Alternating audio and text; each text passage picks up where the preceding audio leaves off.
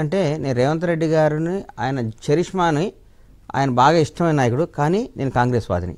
2004 నుంచి నాకు ఇవాళ ఎల్బీ స్టేడియంకి పోతే ఇవాళ నేను 2004లో రాజశేఖర రెడ్డి గారు ప్రమాణ స్వీకారం చేసేయి అంత ముందు రోజు వెళ్ళటం సేమ్ అవన్నీ గుర్తొచ్చినాయి. అసలు రాజశేఖర రెడ్డి గారు ఎట్ట ఎంటర్ అయ్యారు, ఆయన నడక అవన్నీ గుర్తొచ్చినాయి. నాకు అబ్బా అని చాలా అనిపించింది.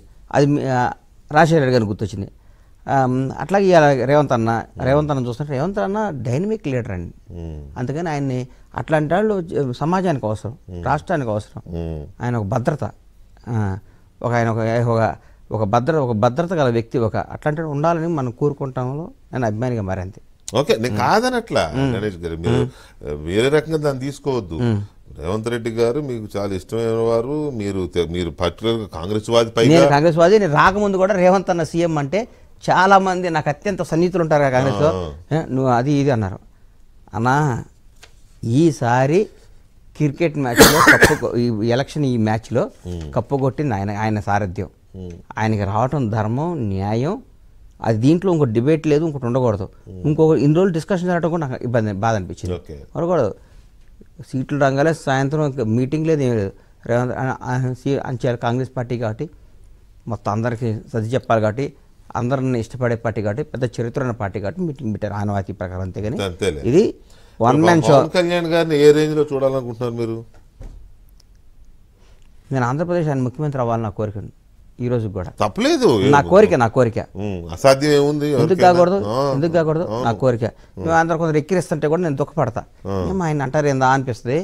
ఆయన అంటే ఆయన చాలా దగ్గరగా ఆయనతో ఉండి, ఆయనతో ఒక దశాబ్దం కాలం పై, దాదాపు దశాబ్దంన్నర పాటు ఆయన దగ్గరగా ఉండి చూశాను కాబట్టి నేను తెలుసు.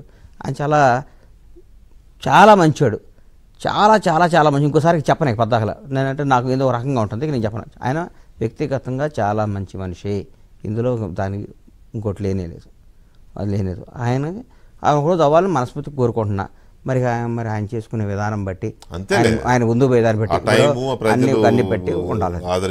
అంతే. అట్లాగే తెలుగుదేశం పార్టీకి సంబంధించి మీకు చంద్రబాబు నాయుడు గారు అంటే కూడా విపరీతమైన అభిమానం అని మొన్న చూస్తే అర్థమైంది. అభిమానం అంటే గచ్చిబౌలి స్టేడియంలో. నేను ఇప్పుడు టీడీపీ కాదు కానీ చంద్రబాబు నాయుడు గారు దేశానికి సేవ చేశారు సార్. కొన్ని తరాలకి జీవితాన్ని ఒక ఉపాధి బాట వేశారు.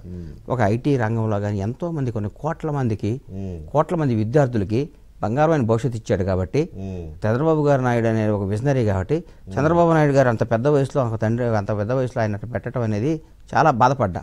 చాలా ఆయన నిజంగా జాతీయ స్థాయిలో ప్రధానమంత్రి అవ్వాల్సిన క్యాండిడేట్ కదండి ఆయన.